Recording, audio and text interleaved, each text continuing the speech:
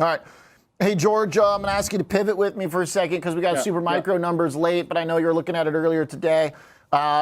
This is a really big number here that could give us some hope for tomorrow.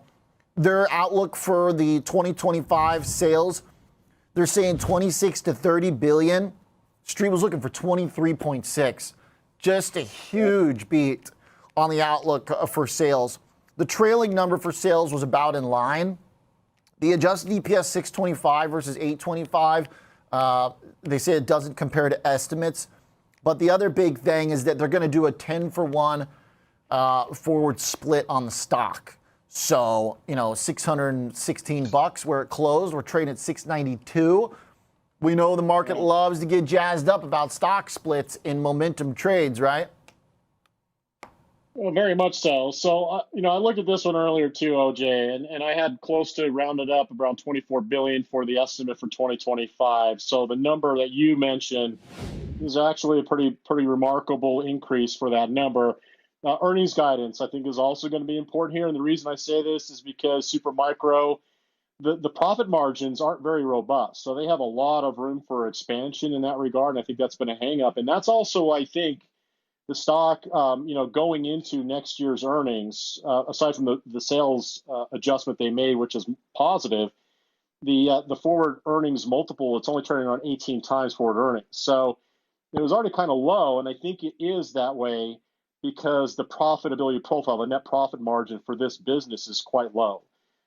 So there's a give and take on this one, and the reason I'm still apprehensive on this name, and this is something you have to consider, is the competition. Because if you look at the GPU servers and rack mount servers, you got deep competition. You got Dell, you have HPE, you also have essentially ANET, which is another competitor in that space, and IBM. So, the liquid cool server is a cool technology, but is it cool enough or good enough to ward off a lot of competition? So I think that's one of the primary challenges with Supermicro. But nonetheless, it's right now it's one of the leaders in the plug and play for NVIDIA's GPUs, and that's why the revenue numbers are tremendous compared to last year, even the last 2 years, and even going forward.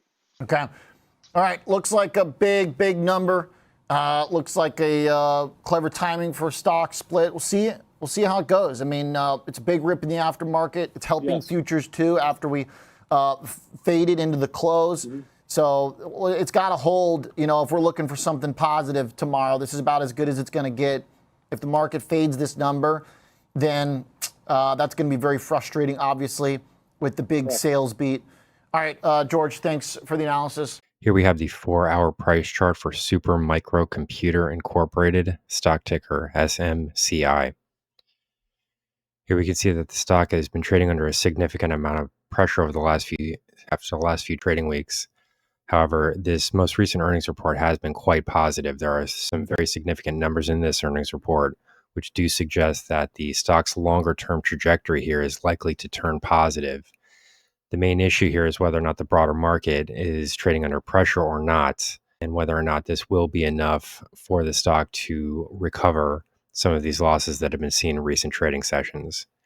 If we look at the most recent trading lows, we can see that the stock did breach this 530 level, coming in with lows of 529.77 during the August 5th trading session.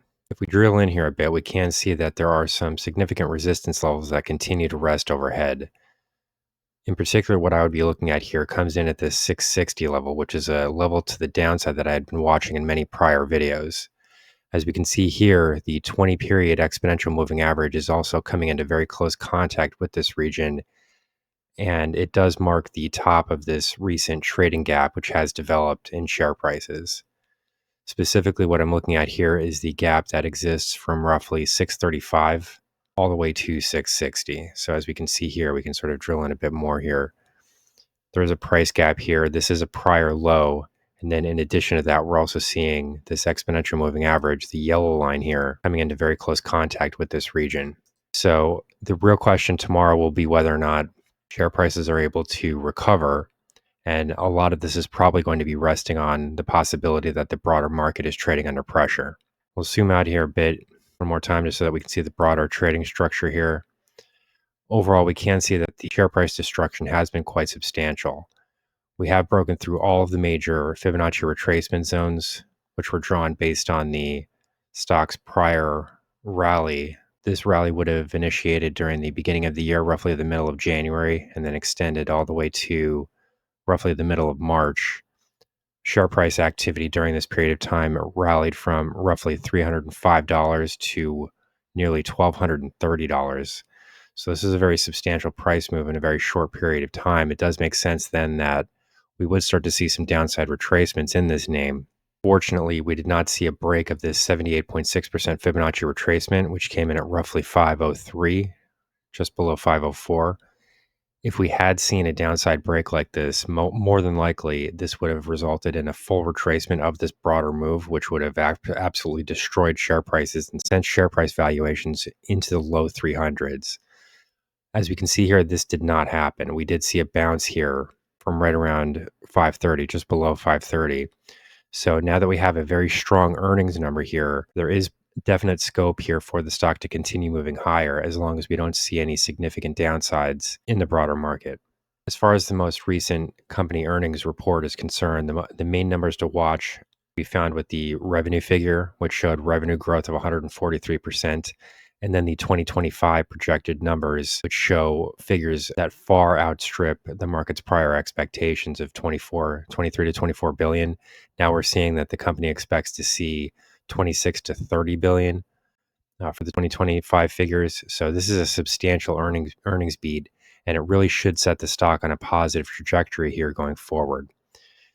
If we move down to the hourly charts, we can see some similar price action here as far as the moving average cluster is concerned. Currently, share prices are running into some resistance at this 20-hour exponential moving average, which is the yellow line here. We do see some additional resistance right at the 660 level in terms of the proximity that is found with the 50-hour exponential moving average. However, if we do see a break above here, the next target to the upside really becomes visible at the prior range highs, which were found at roughly 727.50. If we do see a break into this area, more than likely we will also be coming into contact with this 200 period exponential moving average. So this would be a very critical level of resistance that would be found overhead. Given the fact that these are very strong earnings numbers and very strong expectations for the future, there is scope here for continued breaks higher. If we did see an ultimate break here above this 727.50 level, the next level to watch comes in at roughly 805, which would mark the prior price high found during the July 23rd trading session. If we were to see prices venture into this area, we have to then pull back a bit here so that we can see the prior trading range that had developed for this stock. 805 would roughly rest at the midpoint of this trading range, and if we're looking at the 4-hour chart, this also puts us within close proximity to the 200 period exponential moving average on this time frame. Overall, a lot still depends here on the broader market. If we do see negative selling pressure directed at this stock, more than likely this is due to the fact that we're seeing broad selling pressure throughout the technology space. If this is the case, this does mean that the broader market is likely to have a very difficult time gaining a footing into the closing parts of this trading week, because it would ultimately mean that the market is rejecting positive earnings numbers from this company. Ultimately, a strong upside move here would retarget the top of this prior trading range, which came in at $970. Ultimately, if we see a break of the midpoint of this trading range, this would put us well above the exponential moving average cluster on the 4-hour chart. And essentially, this would mean that the most likely outcome here would be a retest of these range highs, which came in near $970. As this happens, I would start to expect a bit of a downside retracement here due to the fact that shorter term trading charts would likely be moving into overbought territory. However, in my view, the stock would still remain a buy on dips given the fact that an upside break of this trading range is ultimately the most probable outcome.